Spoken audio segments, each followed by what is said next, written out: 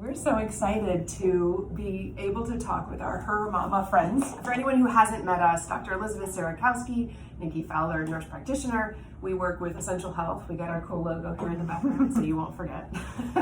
But we wanted to talk with you all today about empowerment, our favorite topic, for hormone balance. We hear this so often from all of you, especially mamas. And at any point really in your journey, right? Whether it's early or peri or postpartum or far into the future, and we're looking at the perimenopause and then menopause transition. But what we want to share with you today are tools that you can take for your own strong, healthy foundation before you would come to seek our counsel for more advanced hormone balancing. Yes, thank you. I think, when we look at this, we have to look at this, it's a journey, right? And there's different steps in each of our journeys. And so when we're looking at perimenopause, where do we start, right? That's one of the biggest questions we get. I don't know what I'm doing wrong. My body's reacting differently. Things feel different. Things look different. And we get that. We hear you and we know it's We are you. Yes, we are there. We are there, ladies. So what are kind of some basic things that are applicable, right, and for everyone, that are starting points versus latter in the journey, looking at more hormonal replacement or balancing or things like that. And so these are very simple. They're things that things that we love, but we really have to kind of step back and look, are we really optimal in these areas? And are we doing them effectively, efficiently? And where do we see that we need to fine tune? And so those are going to be, kind of the pillars that we stand on for overall health: movement, diet, nutrition, stress management, and sleep. We have to remember, knowledge is not the problem. You know what works for your body. And maybe it's different now than it has been in the past. That's certainly something, and that's where coaching can come into play. But my own health coach, Danny, who works here with us, told me, she said, Elizabeth, knowledge is not, it's not your problem. You know enough. But I still need coaching because there are times when I get overwhelmed by so many options. We want to remind you that those core pieces of a strong foundation are critical. We cannot skip that step. We cannot think, I know all that, I've done that, it doesn't work. We need that foundation. What is also really important is, I think, the perspective. And for hormonal balance, how do I know it's hormones? How do I know it's something else? If you feel dysregulated as a woman, the foundational things that have to change is anything that makes you feel not safe and not secure. Whether that is physical safety or even something like cold plunging. I love cold plunging for lots of reasons, but not for my hormonally dysregulated women. Not when you're on your period, not when you're missing periods, not when you're perimenopausal, unless you are already on a good path to recovery. Because anything that makes you more fight or flight, not gonna help your cause here. So honor that, take the long bath, take the sauna, take down a notch on your intensive exercise. You don't need that. It doesn't have to be. We want you strong, we want you stable, we want you steady. Strong, stable, steady, safe, secure.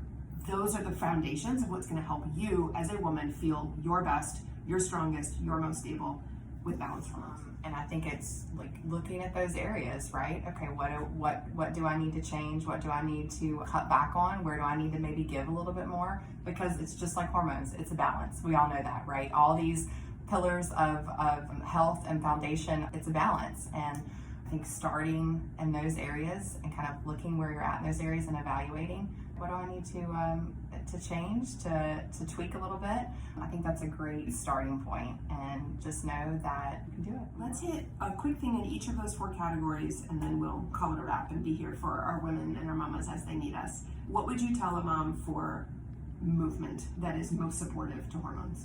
Number one thing is, what is feeling good to your body throughout the month, right? And that may look different throughout your cycle if you're still cycling.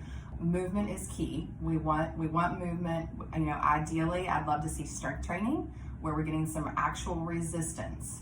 And that may look different for different people at different points of the month, based on cycle, based on fatigue, based on, do I have a sick child? Is work really stressful right now? But I think more than anything, consistency is key. Mm-hmm. So just purposeful movement. And then I think a big thing would be for a lot of women, resistance training, because that seems to be one of the areas I think that we see overall that lacks. What would you say? I will laugh with all of you. Right now, rucking is very popular, where people are wearing weighted vests and walking, and I'm like, that's called having young children.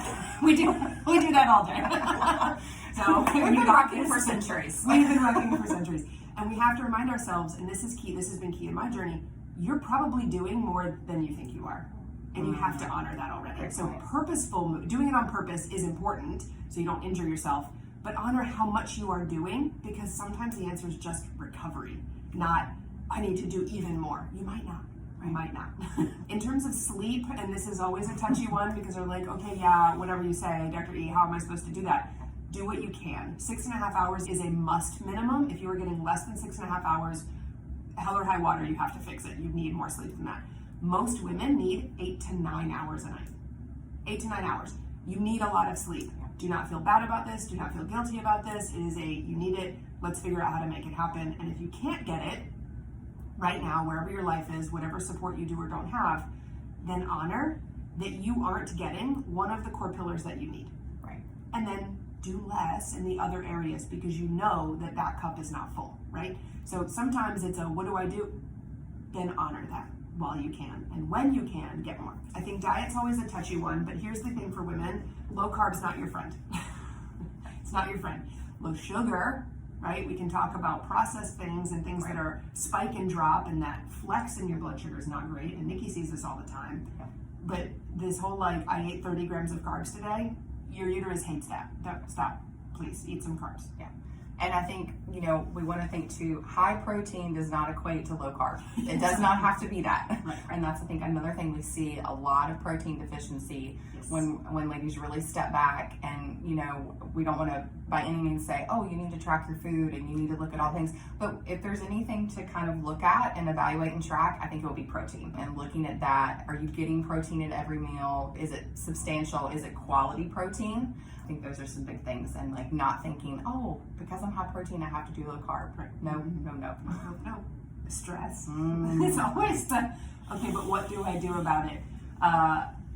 We have some favorites in the house, but I think the biggest key is release before you relax. That is my favorite quip. I love How that. do you release in your household? So we do lower the lights in the evening. There's not a lot of, if we can, I have younger ones, but we try to keep it a little calmer. Like, we're not going to run and scream, and we're calming down, and we've kind of set this tone for, hey, we're winding down. This is wind down time. You just ran outside for the last hour and played in the yard, and we get all that out, and now we're going to come in and we're going to dim the lights, and we're going to do our bath, and we're going to, do those things. And I think a big thing for parents and children is the screens. Trying to unplug from that. A big thing in our house is reading, but really bringing everything down. Everybody, right? We want to get into that kind of rest and relax, because I think, and I talk about this all the time with women, we have so many things to do, so many. And at night, right? It's like, oh, I've got to do all the things for tomorrow. Your body cannot go, and then you expect to hit the bed, and I don't know if I can go to sleep. And we haven't given the body the time it needs to really come down and relax and get into that proper sleep mode. That's a big thing, I think, for a lot of people. All that stuff that you're trying to get done at nighttime, you will be more efficient, you will be faster, it will get done better in the morning. Yep. That's when your cortisol's up. That's when you have resources. At night, no resources. You're not supposed to have any. So yes, in our house there is the screaming, yelling, jumping. I have started doing that with them. We now jump off the couch safely together. It's a release. Fall on the poof, do the running around, do the hula hoop, do the dance party. My almost 4-year-old, I don't know how that happened, it now says, I come home and she goes, cue the music. And it's great. It helps us. It helps everybody. Yeah. So get it out first, and then stop the input, stop the stimulation. Bring it down, allow, release. Yeah, we love you. And we are here for any of your questions at any point. We are honored and happy to be part of the HER community. Always a joy. Definitely.